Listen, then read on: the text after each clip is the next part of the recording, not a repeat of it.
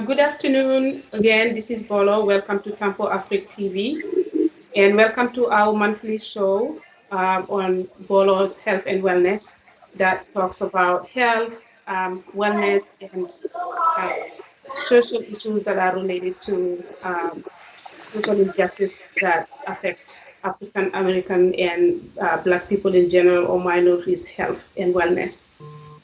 This month is February, and we have to close the month with the Black History Month with a topic that is very, very dear to heart to everybody like me or my guests or many people that are going to be watching this show today. I would like to welcome my wonderful guest, Madam Gay, who's an associate professor of African literature and African diaspora. And also I have Deninga, who's an English teacher, and Andrea, a licensed marriage therapist. We are going to be talking about the musors, that's in Wolof, the head ties, turbans, and African Americans and Africans in general, their hairstyles and hairdos and evolution and the history behind it, and also the prejudices and impressions that Africans place our hair throughout history. I'm going to go around and have our guests introduce themselves. So, Madam Bala, we would like you to go first. And also, I'll be looking at my phone trying to share it so that other people can hear. Hello, hello, Bolo. Thank you so much for having me, and thank you to Tempo Afrique for hosting this show monthly. My name is Maram Gay, and by day I am an associate professor of English and African literatures and gender studies. Guys, you can now you cannot at all. I'm Sorry. also I'm also a trained sister loctician and have been doing hair since 2013. And I mean, I've been doing hair for a long time, but I've been doing sister locks for since 2013. And I'm happy to be here to talk about hair.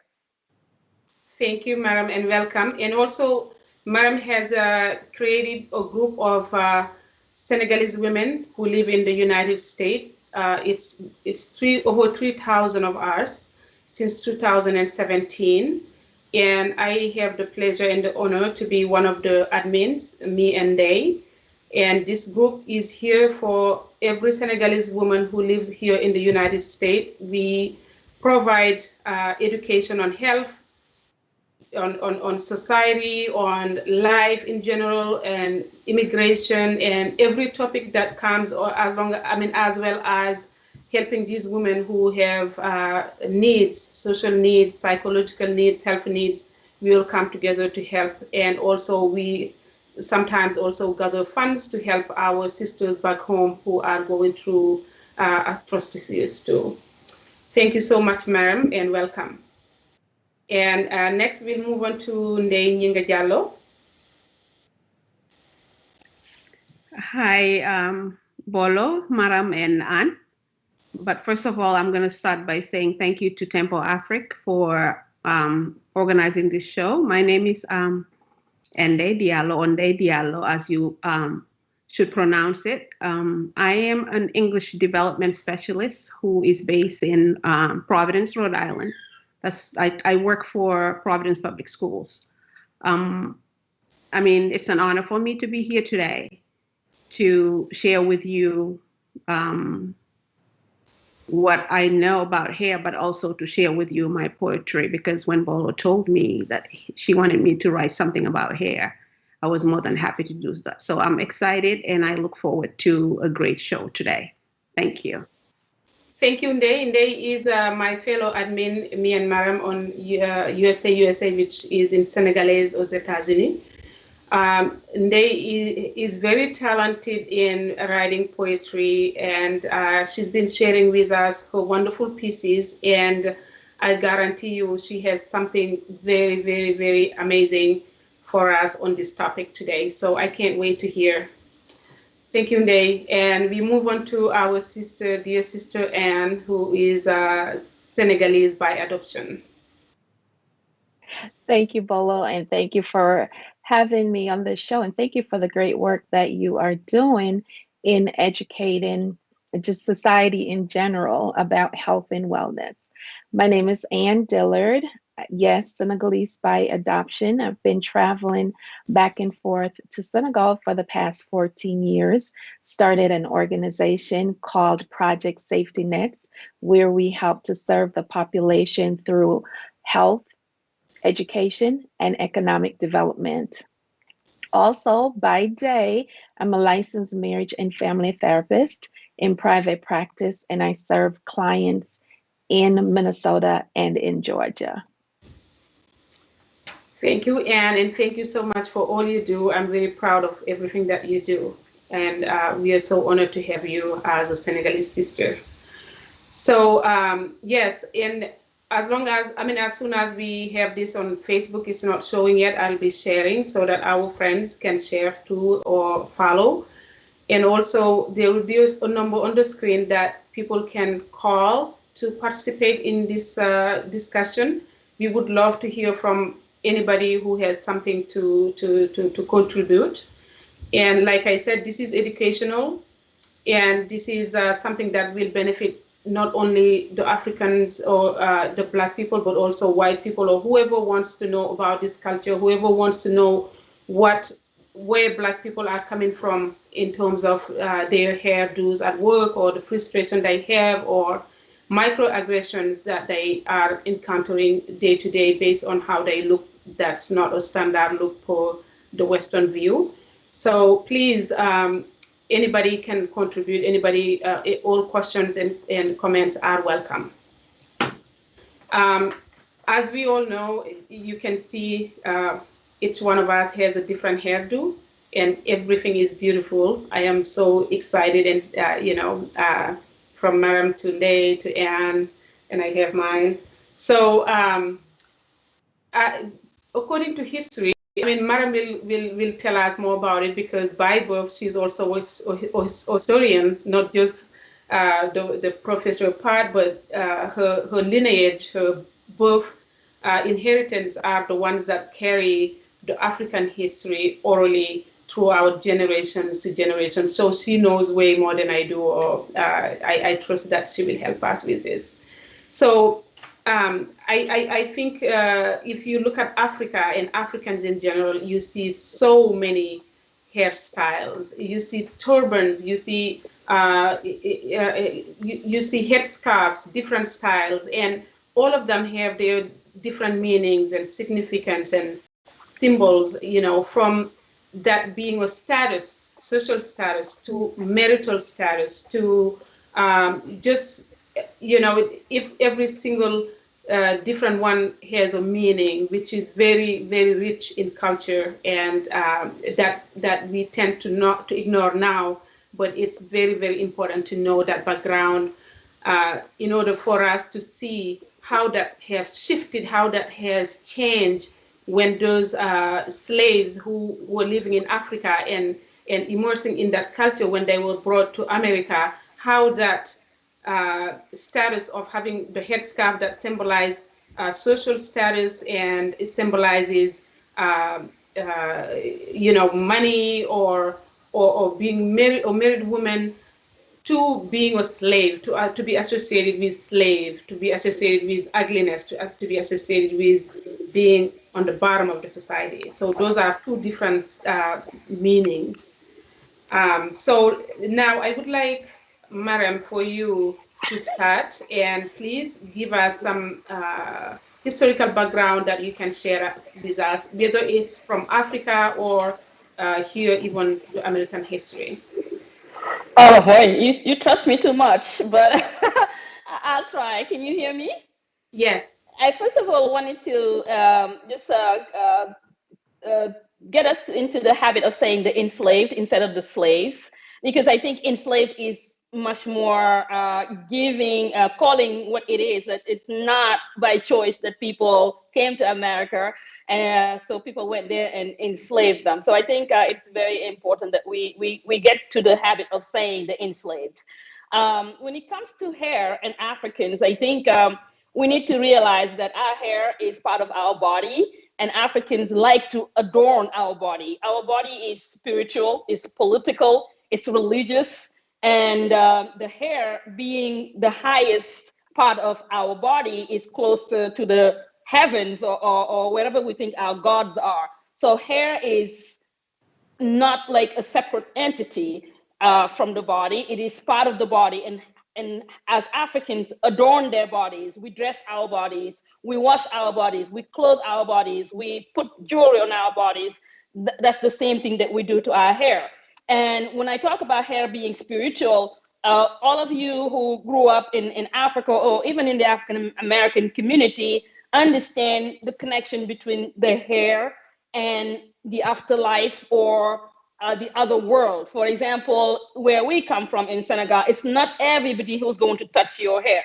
We have people who are called to do hair. And those are the people who know how to really manipulate hair, how to literally do the rituals that hair doing needs. Like, there are ways to touch the hair, there are ways to part the hair, there are ways to receive the hair that's falling from your head.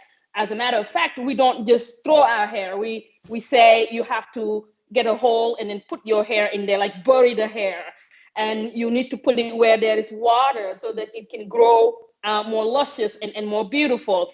And you don't let anybody, like just anybody, touch your hair. For example, there are some people, when we believe that if these people touch your hair, then your hair breaks. So you've heard, like, don't let these people touch your hair, or don't let these people do your hair, because there are people who are spiritually or socially designed or directed to do hair. So they know the spiritual part of hair. They know how to touch hair. They know how to always make sure that special care is taken care is so that you can touch people's hair or do the designs or whatever. So our hair as Africans is just like parts of our body. The way that we clothe our bodies, we're going to adorn and make our hair beautiful. So it's all about variety. Like the way that you wear today an orange cloth shirt, or tomorrow you wear something red, that's how we used to do our hair.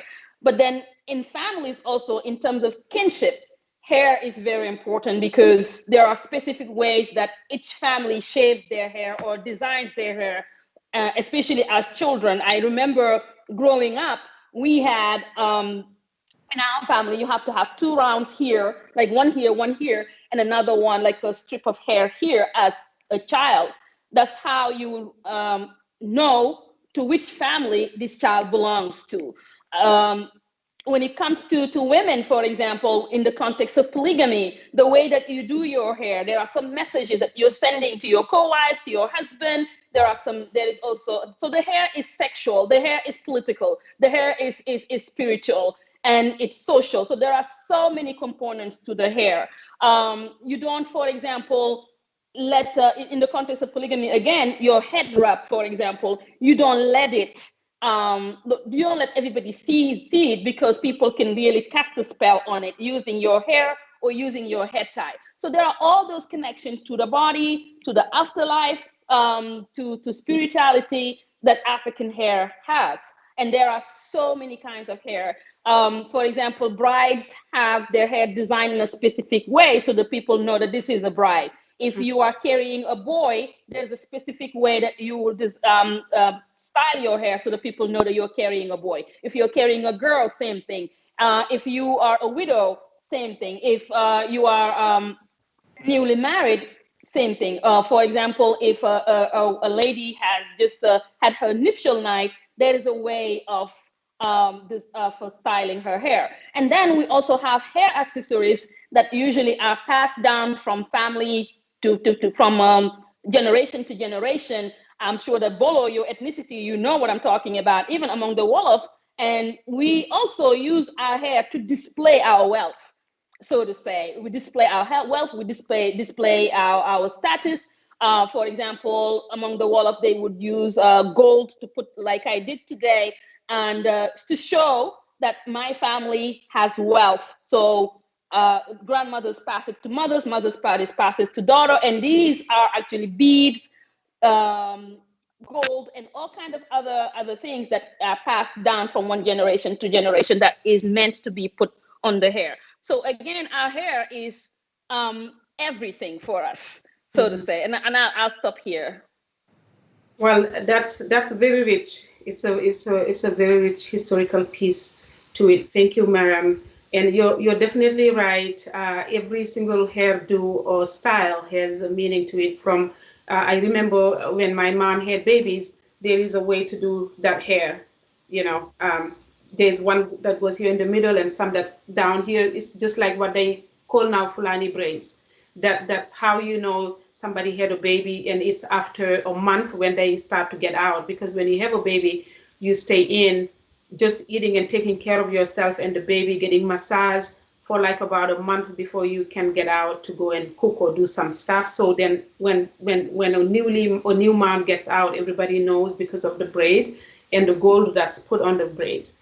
Like a newlywed, I just posted my sister's picture on her traditional wedding. Also, they put all kind of gold and pieces of design, hair design on the head, and that signifies that. And the more money or the higher in status the person has, the different kind of accessory they have in their hair. So yes, it's a very rich culture. And before I move on, Maram, can you tell us about your hair? Before I tell you about my hair, I also wanted to talk about the social aspect of hair. For example, people connect while doing hair. I know you remember doing hair with your friends, doing hair with your sisters. I remember my sisters used to take like a whole week to do my hair, and they would do those fine Senegalese twist. I remember when we were at the University of Dakar, one of our professors, Mr. Ndongo, one time looked at my hair and said, "Did the person who did your hair do it first and then die after that?" Because they were so thin, and it took a whole week for me to do it. But that was my way for going home to Kaolack from Dakar and then really spending time with my sisters and milking it. And my sisters, because they didn't want me to return back to Dakar, they would take their time doing my hair. Sometimes my dad would actually beg them to speed it up so that I can be done, but they wanted to keep me there. So hair is very social. And also, I also wanted to say that there is a lot of sexuality also about hair. For example, if you had like a boyfriend, when you get your hair done, you don't let anybody see it. You let him see it first so that he can gift the hair. Or you name the hair after the person. When somebody says your hair is nice, you say today now, look, like I name my hair after you. So there is all these social transactions that happen with hair. My hair is sister locks. Growing up in Senegal, I mean, I've done so many things to my hair. And of course, because we have the legacy of colonization, I have straightened my hair with relaxers. I must confess that I was not the kind that will wear wigs, but I have done the relaxing. I have done the Jerry curl a la Michael Jackson. I've done all kind of things. I've done the Senegalese twist. I have shaved my hair for the most part too, which is another style that Africans do that actually women in Africa do, shaving the whole head, which also looks beautiful. But, for some of us who don't have the good shape, I think, people like my friend Oyeronke Oyewumi, she has the perfect shape, hair for head for that. I always say that to her. So my hair is sister locks, and I've had them since 2010. And I came to sister locks. I think sister locks is an African-American invention. We have to say that because Dr. John Cornwell, another professor of African studies, created it. And it is done using a tool, but it is my own hair. When I started it, it was maybe this long, 10 years ago. And I love it. I do it myself now because I went and did the training in 2013. And I installed my daughters also and many other people. but it's little strands of my hair that were used using a tool, and then literally, I would say crochet, but it's not really crochet, into little strands that kind of like look like twist when you start, and then you let it sit, and then the hair coils on itself and forms tiny, tiny, tiny, tiny dreadlocks. So that's my hair. And today I just decided to spice it up a little bit. I took bunches and then braided them, and then actually intertwined them, and then put some jewelry to it. Thank you. Well, it looks beautiful. Thank you. And I remember those days where hair is um, a social tool, social gathering tool, or people like your husband or your fiance give you money, or give the person that did your hair money for tips. So, yes, what about you, Miss Ney or Madam Ney? So hair, for me, hair is a complicated thing. It carries the history. It also determines somebody's ethnic belonging, social status, but also socioeconomic status when you think about it. Now, when Bolo invited me to this, I tried to do some research so that I can use the research, my findings, to be able to write the poem. So I don't know, Bolo, whether you want me to write the poem, or you want me to read the poem, or you want me to just talk about the history of hair and then write. So You'll be reading the poem. We have to hear it. okay. So this poem is entitled "My Sublime Hair." And before you start, Malik, if you can tag me on Tempo so I can share. I know many of our friends are sending me messages looking for the live, so I would like to get it so I can send it. And okay. And also, Malik, if you can play the slideshow, I don't know if it's possible, of the pictures of different hairs while they is reciting the poem, that would be great. All right, back to you. So as I said, the title of this poem is Sublime Hair, and it was written for this occasion, this show, but also as an inspiration to give tribute to African American and African hair, because it's intertwined with our history, our social status, marital status, religious status, and you name it.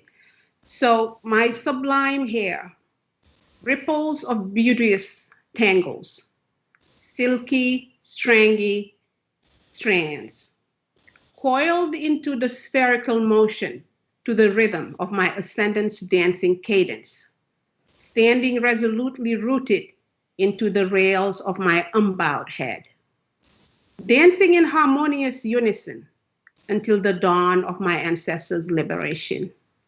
My hair, my beautiful, silvery, shiny, strong hair, a force of life and giver of power, profusion, and prosperity, a concurrence of communal elders conversing under the baobab tree.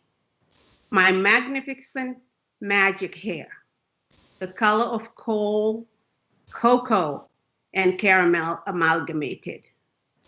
My hair, the conveyor of my foremothers' spoken missives, the indicator of my divine clansman's pedigree. My locks, the image of my rebellious creativeness. My round textured afro, symbol of my people's pride and power, revolution and revolt. Interlocked in abundance, a connection to my elders' progenitor. This hair of mine, this hair, my bosomy cradle that gives me life. This unique hair of mine that entrusts me individuality, that makes me the true mitochondrial offspring of my mother's genes. You give me identity, uniqueness, and pride. Of thee I praise. You are mine and nobody else's, the reflection of divinity. I revere you, my subliminal hair, the true embodiment of my empowered people. Thank you very much. Thank you very much, Ney. That was very, very, very, very nice. Very nice. And every black girl or anybody that ever had a problem with their hair can identify. And it gave me chills when I heard it the first time. I couldn't wait to hear. Thank you so much. And I think we should have a number on the screen for those who want to call to contribute. Miss Anne, passing to you. Yes, good evening. I sat here with a certain level of envy when Thanks so Dr. much. Mariam was sharing about the history, such rich history. And I know some of it has been passed on from our ancestors, um, from the motherland to, along with the enslaved Africans, those who landed in Jamaica, much like my people, and those who landed in African America, in America. And I think about um, bits and pieces of that history that has been passed on, and some of it has been convoluted and influenced by our colonizers in so many ways, where the work that I do around here and where I usually see it is really the impact of the hair, the black hair, is with my teen girls that I work with, whether as in my girls program or as a clinician, and how their hair directly impacts their self-esteem, Mhm. right? And we see this in Black girls all the time. And we see it as also a divide in our Black girls as well, where the narrative has been passed on of who has good hair and who don't have, whose hair is not considered good hair, right? And it's considered the more straight your hair is, the more fine your hair is, that's considered good hair. And just the narrative that has been passed on to our Black girls that directly impacts their self-confidence and their self-esteem is such a strong narrative, and one that we have to continually pluck up at the root, right? Because what we're void of that rich history that Mariam shared earlier. And so it's important. There are many others who are qualified to be here to talk about their history and their studies on the hair. And again, my perspective is more from a clinical perspective and the impact that it has had on the clients that I serve. But before I talk about them, I talk about me growing up. I was born and raised in Jamaica, and my hair was a issue. It was not something that I was proud of when I was coming up, right? I didn't have the luxury of information. I didn't have the luxury of history. I didn't have the luxury of that pride of our ancestors. And so, there was the constant complaint about how hard it is to take care of my hair, how hard it is to comb my hair, where without the information and without the education, we could turn something so good and so beautiful into something so negative, right? And consequently, when I had my daughter, who was my firstborn, I would just comb her hair all the time and just give her these beautiful hairstyles. But along with that, I would put her in front of the mirror. Ever since she was a baby, 2 months old, I would put her in front of the mirror and share with her over and over how beautiful she is, and how her insides are beautiful, her outsides are beautiful, because my goal was to build that self-confidence and to build her self-esteem, one, around her complexion, and two, around the texture of her hair. Texturism is real, right? Colorism is real. And those are both things that directly impact the psyche of our Black women. And I have so much more to say about that, but I'll pass. Yes, very, very insightful, and that's very true.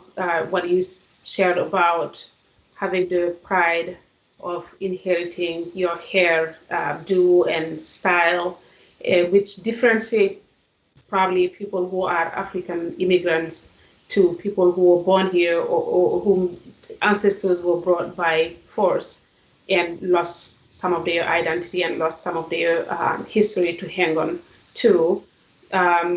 Yes, and you're right.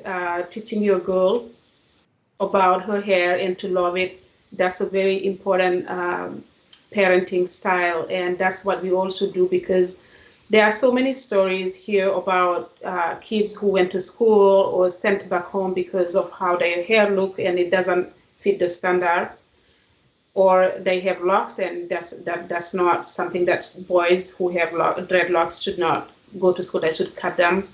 And honestly, our hair texture is different than the European hair texture. So there's a reason why we have our braids. There is a reason why we do it the way we do it, and that's what adapts. That's what's helping our hair, not leaving it just freely. It won't grow like that. That may not work.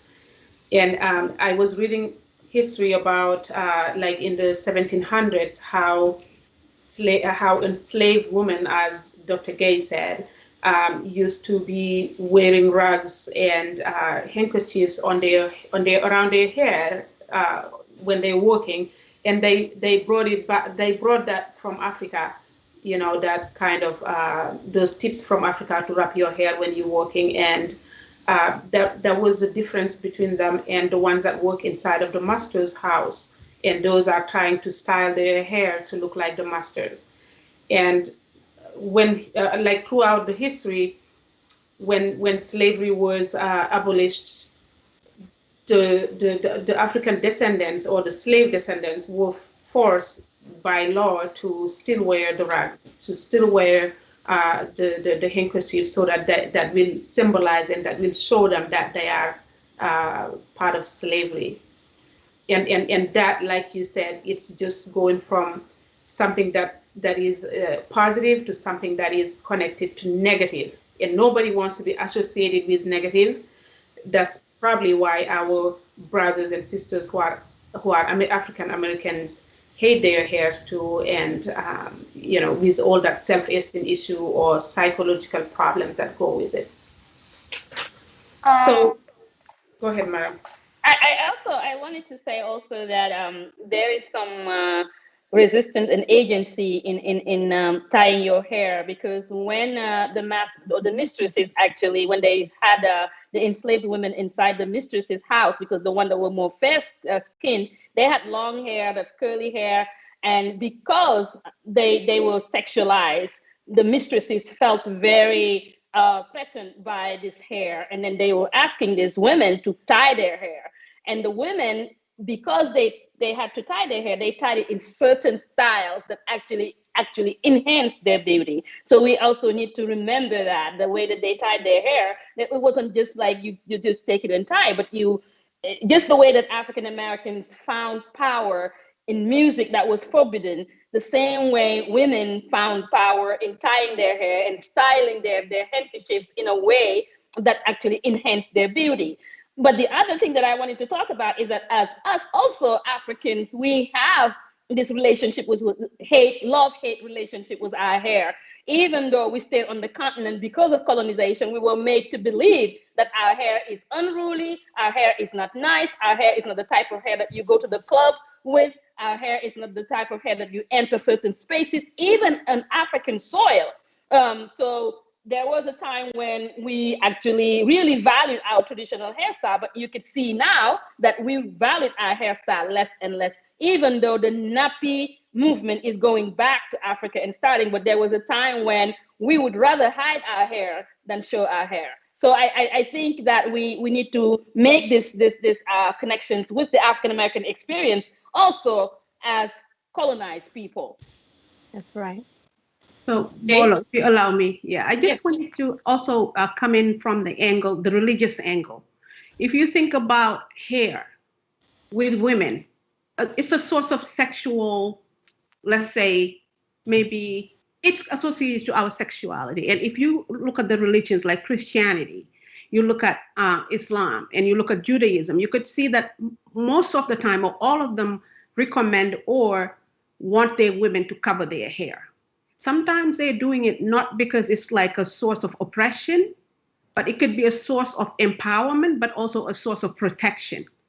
Because I remember living in the Middle East and speaking to one of my students about, why do you cover your hair? And she's like, Miss, you have no idea. It's not my dad who told me to. It's not my mom who told me to. It's just that it's for protection. Because even when you walk outside with your hair down, they'll be heckling. They will like cat calling you, just like you want to ride.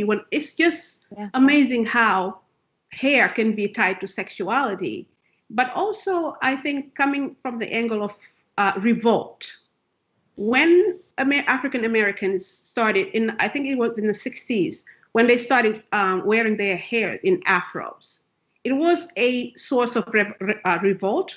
It was to show that they are proud of the hair they have. It's pretty much trying to show power, trying to show profusion, but also prosperity, because this hair is rich. This hair that we have as Black people, as African Americans in Africa, is something that's unique to us.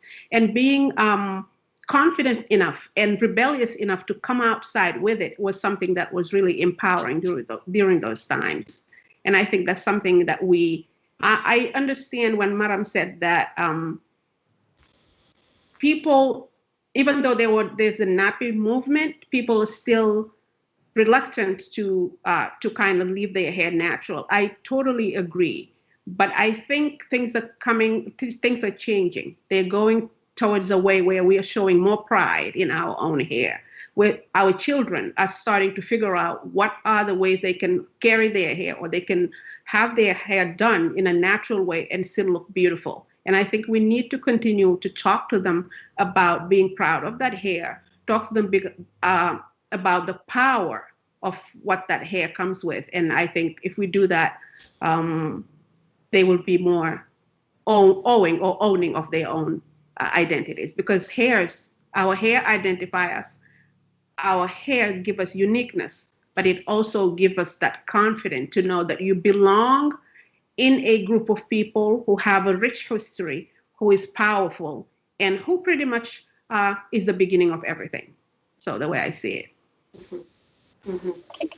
Can I say a thing about the religious part that they Sure. talked about in terms of Islam, Christianity, Judaism? All of those are religions that come from foreign places and that were brought to Africans. And the sexualization of hair is not the same as in the African context, where, for example, Arab women with long hair, white women with long hair is seen as, like, long hair is seen as what is beautiful, what is sexualized. I think that with Africans, I'm talking about prior to Islam, prior to Judaism, prior to Christianity, the hair did not have that sexual connotation. It's more about who you are as a person, not who you are as like are you a woman, or is your hair out and then I'm attracted to you. I don't think it was like that. I think that this connotation about long hair and having to cover your hair because you want to be safe in certain environment, that's something that is foreign to Africans, brought by also these foreign religions that were brought to us too. Yes, that's a great point. Yeah, many things have changed since Africa was invaded by either Arabs or European. We lost the track of the historical perspective of our culture. And did you want to add anything to this? I think that the conversation is really enlightening, and it's important to see the different perspectives. Again, hair is directly it's directly connected to our self-esteem, our self-confidence. I know that when I wear my turban, my head wrap, I feel totally different than when I don't. There's a way that I present myself. When my hair is done, and the style that I have in my hair now is Senegalese crochet twist.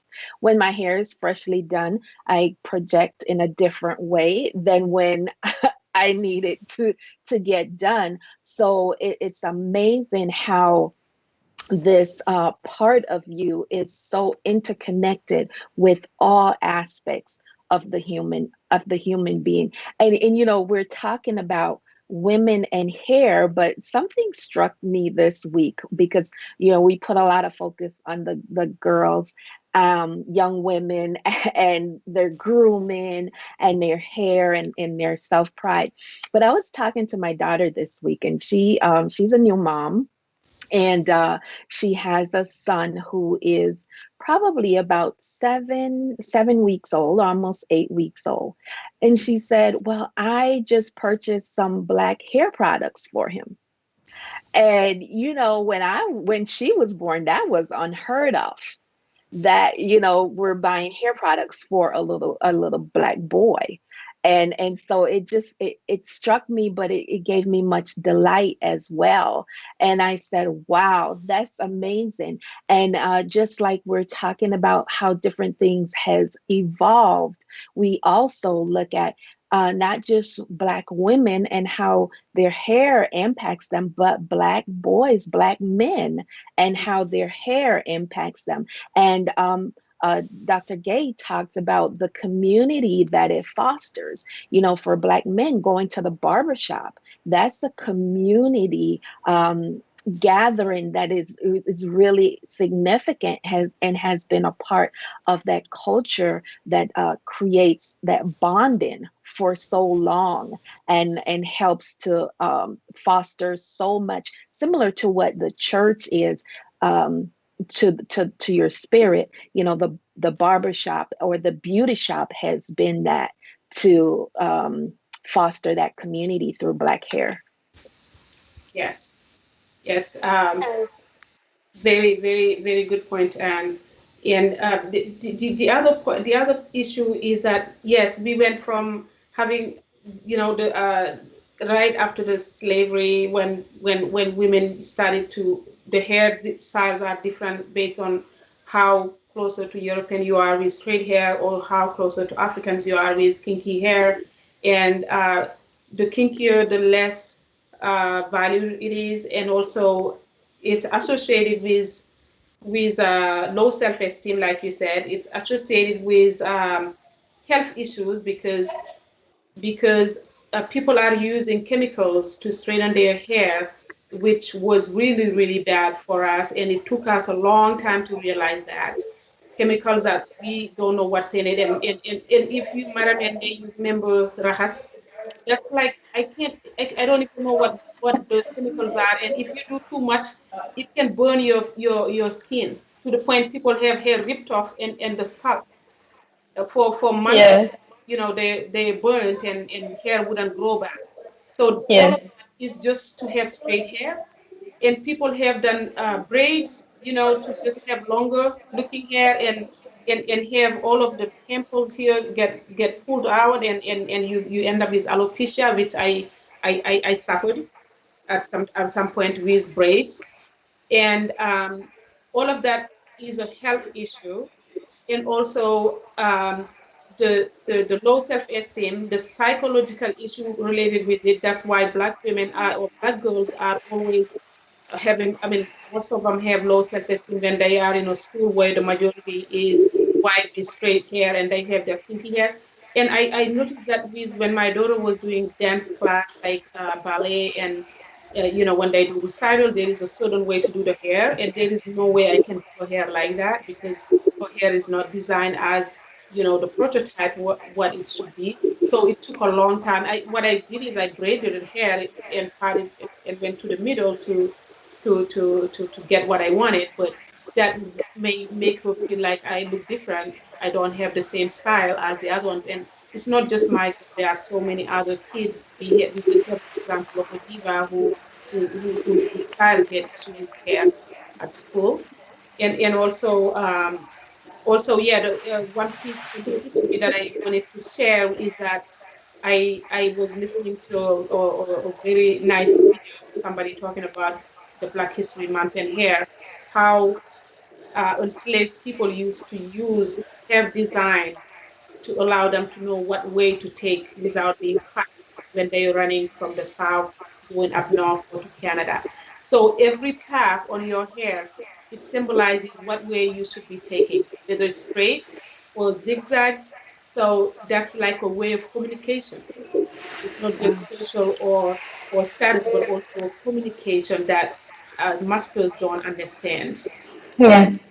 Yes, definitely. There are lots of codes that actually were included in the hair, whether it is for enslaved people, but even in Africa. I mean, I touched a little bit on how women will communicate or will fight with each other depending on their hair, or how they will tie their head tie to kind of like communicate a mood, for example. I mean, you've seen women who will just like cover it and then just put over there. That means it's very blasé, it's very casual, as opposed to, for example, when they do the tagal, which has like a much more bigger status than the specific kind of hair. But in even talking about the history, I forgot to talk about and thank you so much for reminding me of that. When we're talking about babies, for example, the African babies, especially in Senegal, the first set of hair has to come off within a week. Like during the naming ceremony, the day that you were named, your hair is completely shaved, because that hair is seen as not good for you to have good hair.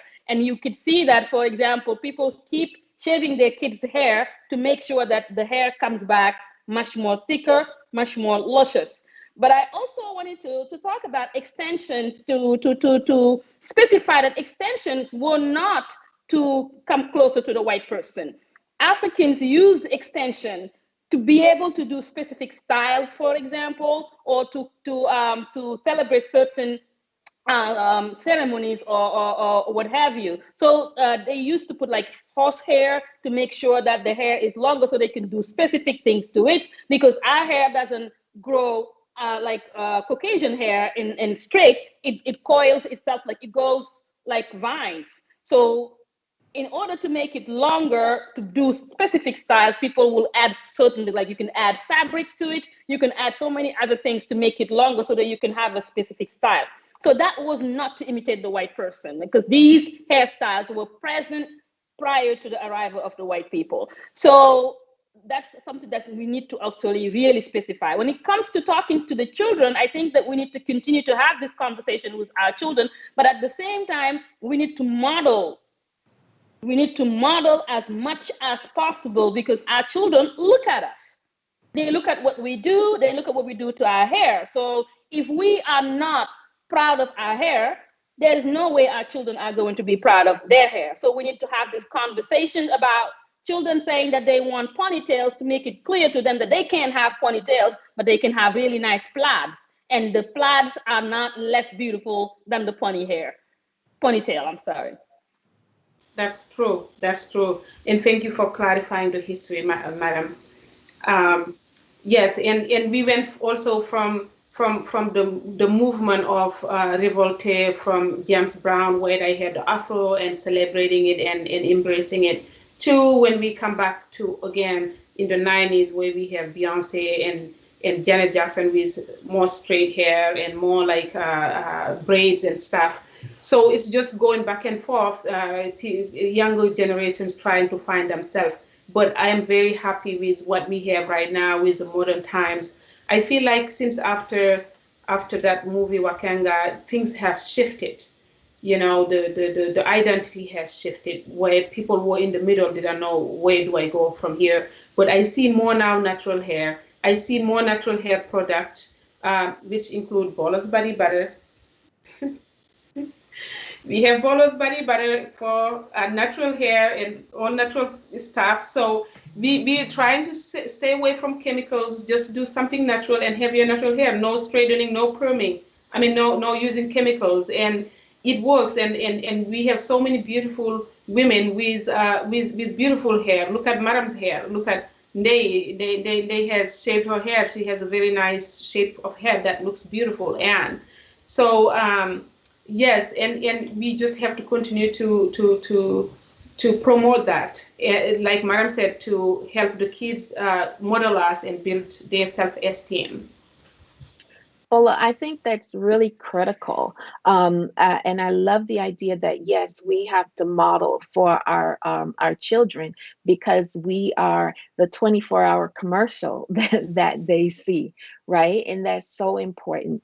And you know, I also want to say for those who have not embraced the natural hair, you know, we have sisters and brothers who still choose to get the chemical in their hair and still and choose to embrace that type of hair. And so I think we also acknowledge them to say, hey, your hair is still beautiful. It is still wonderful, right? And let's see how we can still encourage care, proper care of your hair, whether it's straightened with chemical, whether it's straightened with just heat, or whether it's natural or it's braided. How do we embrace and help to foster good care, manageability, and personal pride? Yes. Yep, and to just add to what Anne said, I think personal pride is key here. For them to be able to be comfortable with who they are, where they come from, and embrace that hair that they have as a source of dignity, I could say, a source of confidence. I agree that we have to model for our kids because, as they say, they don't do what you say, they do what you do. So, as parents, we have to be able to have that confidence. We need to foster that confidence in ourselves, in our own hair, so that we can project that to our children. Because to this day, most of us are struggling with that like embracing this beautiful hair that we have, embracing it and be proud enough to show it. I mean, I personally still struggle with letting my hair like the way it is and with the imperfections of it because I'm thinking people will think less of me. Not because I'm not proud of my hair, because it's just that I'm thinking there's something lacking.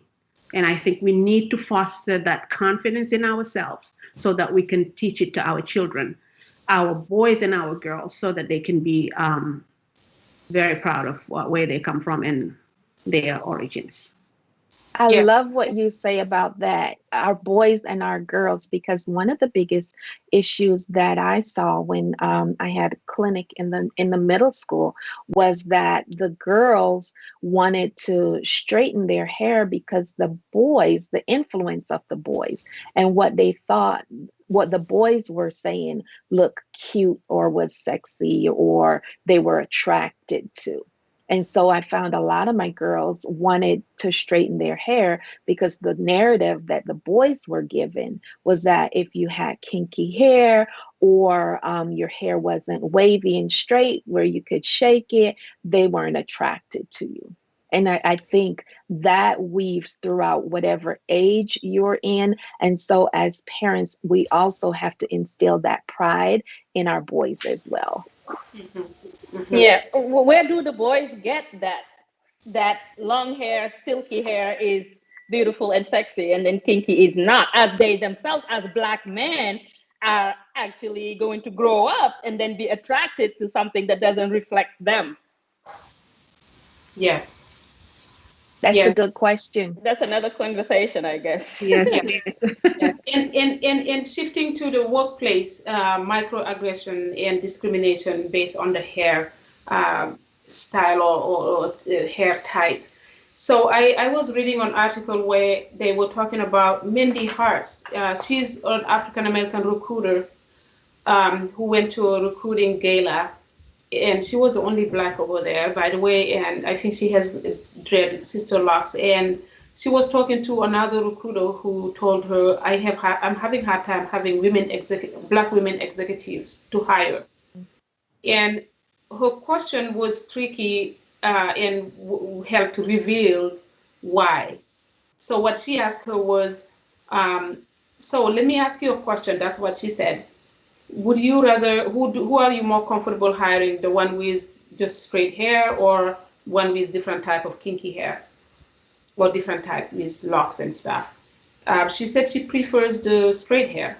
And she said, you answered your question. That's the reason why you can't find what you want, because you going past the great ones, the great potentials, just because by the look of their hair, you're missing that. And that's something that many have encountered in workplace, where you go for an interview and they see your hair, you have dreadlocks or something, and or kinky hair or turban or like a veil, then you lose that job, because that's not standard, that's not acceptable. It's getting better, but for some, in some places, in many places, but it's a long struggle that we're going to go through. And the microaggression at work, where people are touching your hair, or wanting to know what is this, or touching kids' hair. So let's briefly talk about that. I know we have few minutes left, so we can, because that's an important point that we cannot leave out. So I just wanted to say a little bit about the microaggressions you talked about at work. But before we go to that, I would like to talk about how we are viewed by our own people, African Americans, according to how we style our hair. For example, usually when we see a man with dreadlocks, I don't know, now maybe things have changed, but when you see an African American with dreadlocks, as an African person, we used to kind of have a negative view of them, because we would, I don't know, it's because that's not something that we are used to, or we're just associating it with a negative connotation.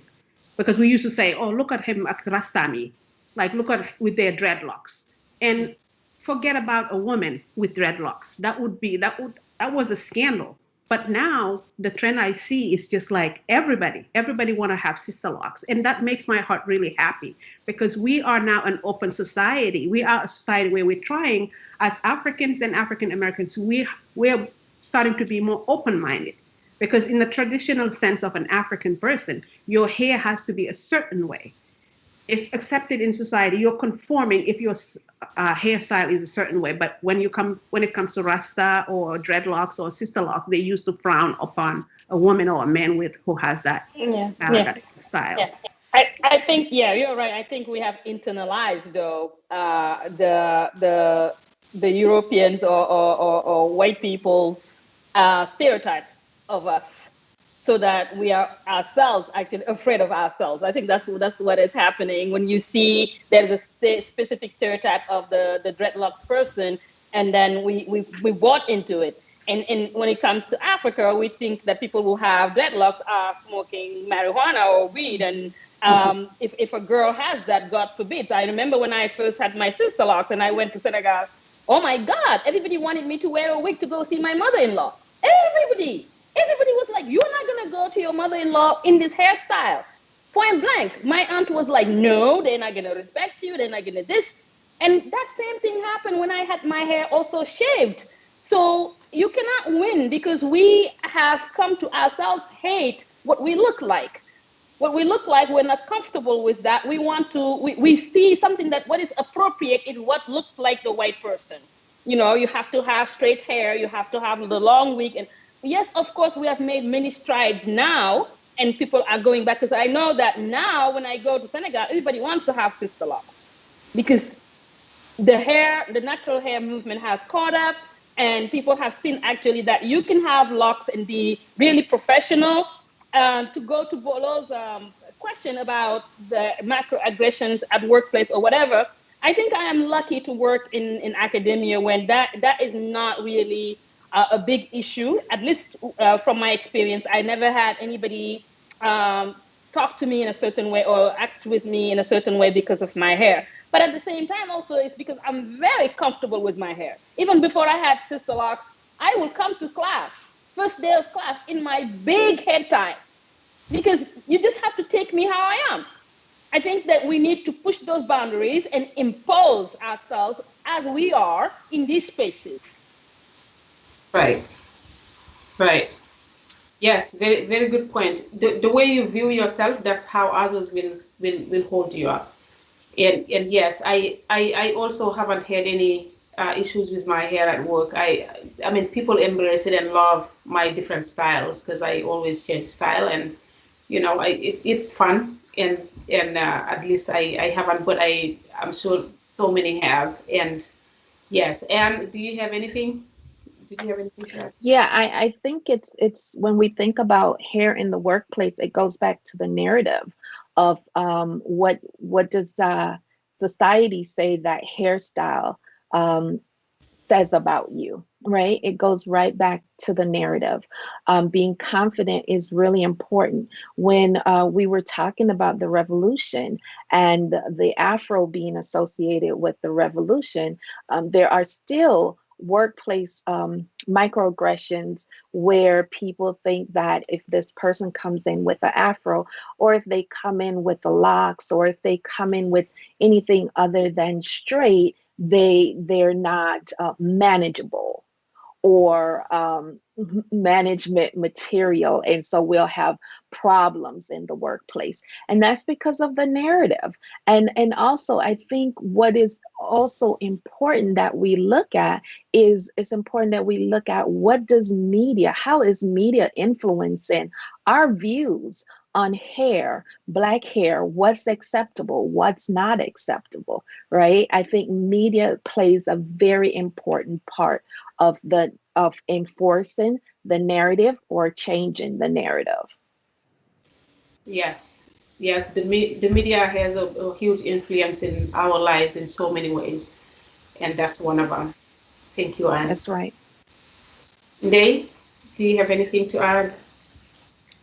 Um, I just want to say that personally as well, I don't remember ever having been a victim of those microaggressions when it comes to my hair per se, but maybe to the way I style, like the head wraps I wear, for example, or the way I style, because we're talking about attire as well. You will walk into a place and they will think of you. I'm an educator. And so when I come to school with the way I dress, with my big head wrap, either my students would ask me, Miss, what's wrong with you? Did you hurt your head? That what? Because I remember one time, yeah, I remember one time wearing a white hair wrap, and one of my students genuinely asked me why I was wearing this, and I think he was asking out of curiosity. But sometimes they have a certain stereotype that they associate with the way you dress as an African American person, especially if you're wearing a head wrap. And there's a certain class of people or certain professions or certain jobs that they associate with you. For example, I walk into the classroom, I walk into the office, and they say, "Oh, are you the sub today?" And I'm like, "Oh, not really."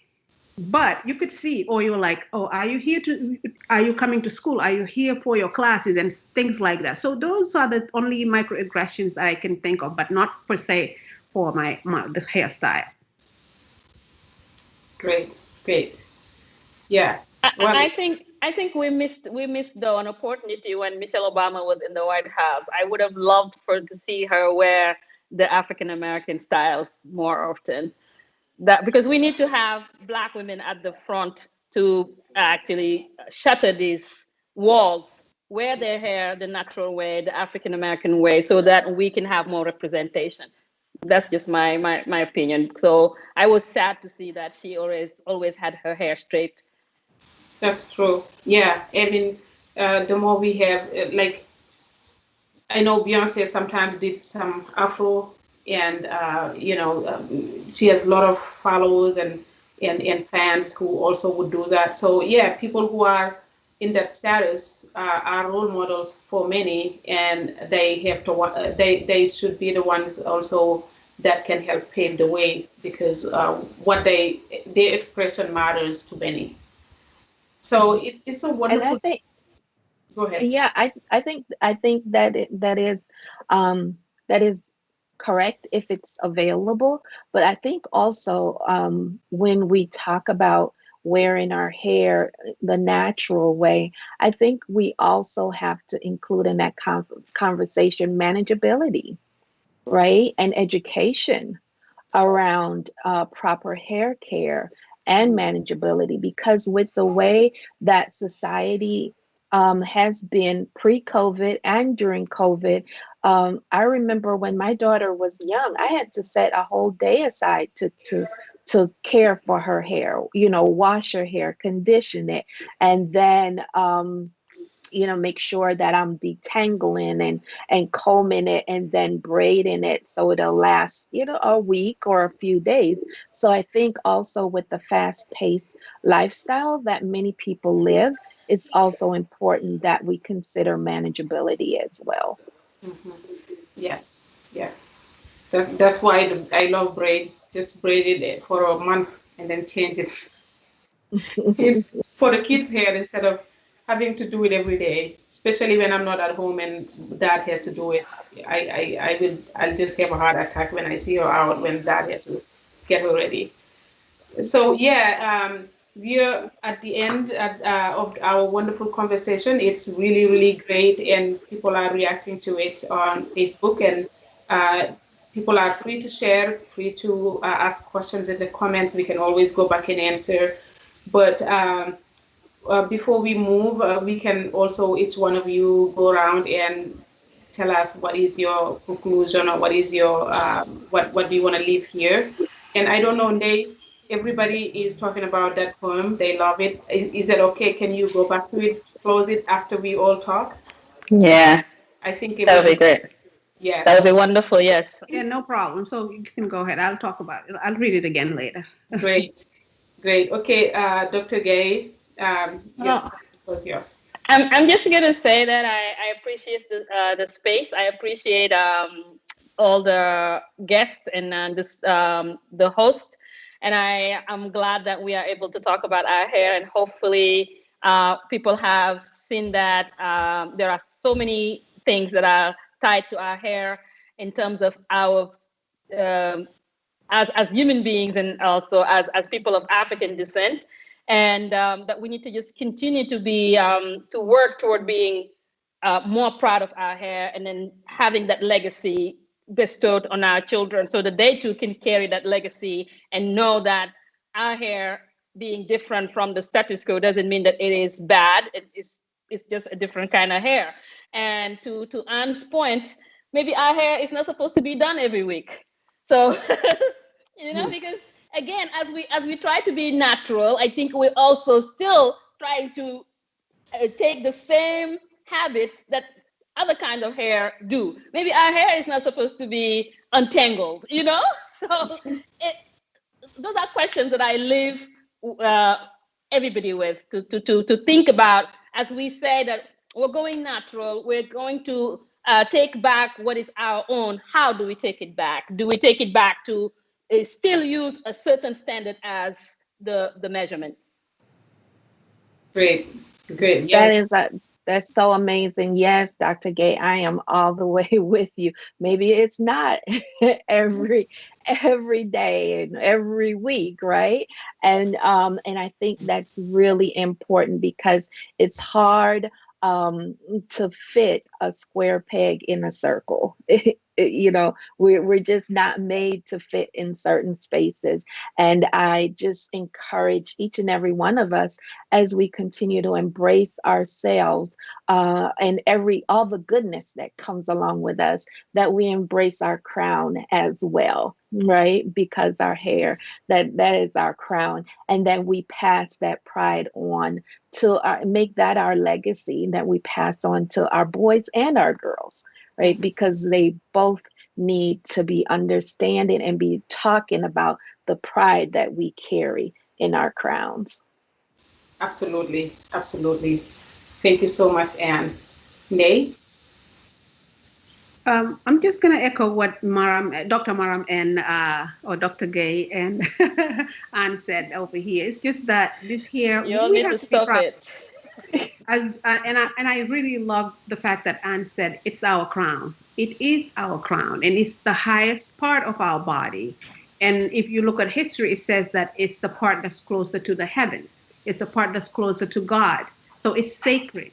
And So it's the part yeah, where it's part exactly. that's controlling everything down. Exactly. So it's divinity, it is pride, it is power. We have to embrace it and just teach our children to be proud of it as well. No matter how your hair looks like, it is yours, it's unique to you.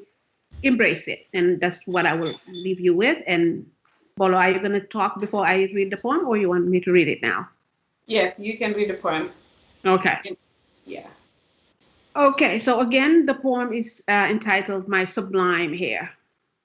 Ripples of beauteous tangles, silky, stringy strands. Sorry, I'm going to start over.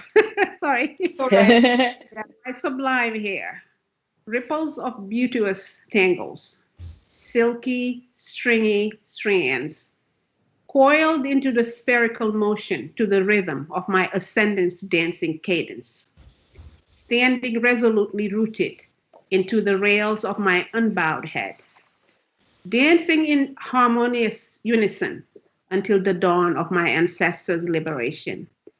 My hair, my beautiful, silvery, shiny, strong hair, a force of life and giver of power, profusion and prosperity, a concurrence of communal elders conversing under the baobab tree, my magnificent magic hair, the color of cocoa and caramel amalgamated, my hair, the conveyor of my foremothers' spoken missives, the indicator of my divine clansman's pedigree, my locks, the image of my rebellious creativeness, my round textured afro, symbol of my people's pride and power, revolution and revolt, interlocked in abundance, a connection to my elders' progenitor. This hair of mine, this hair, my bosomy cradle that gives me life, this unique hair of mine that entrusts me individuality, that makes me the true mitochondrial offspring of my mother's genes. You give me identity, uniqueness, and pride. Of thee I praise. You are mine and nobody else's, the reflection of divinity. I revere you, my subliminal hair, the true embodiment of my empowered people. Thank you. I can't listen to Does this. it have I can't what's the listen. title again, Dave? Sublime hair, my sublime hair. Would I it be would add possible that's to share? an ode to the hair. An Yes. ode to my crown. That's really beautiful. Thank you. Yes, thank you. This Thank you, lady. poem that wrapped up and summarize everything that we talked about, like that crown and the divinity.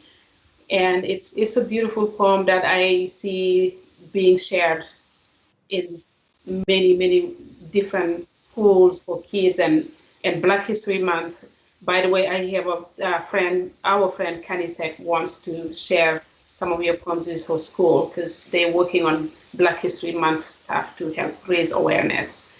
So yes, thank you so much, all of you, for coming. This is a very important and interesting topic that will help many understand where Black people are coming from and what is the symbol and the meaning of our hairstyles and hairdos. And also, this is the start. This is the way for us to help our children, to help our upcoming generation to embrace what they have. Everybody is different and everybody is special in their own way. So we should encourage them, but then not just us, the society too, the schools, the workplaces. It's our job, all of us, to help those kids, to encourage them, and to make everybody feel fit, make everybody feel valued, and that we don't have one special way, we have a diverse way, because we are diverse and we are all beautiful. We are all special in our own way. On that note, thank you so much. It's a pleasure and an honor to have you all. Dr. Gay, thank you so much. Dave, thank you so much. That's a beautiful poem that I will listen again and again. You're welcome. And Sister Anne, thank you so much for always being there when I come. I love you all and have a great night. Thank you. Thank you. Thank you.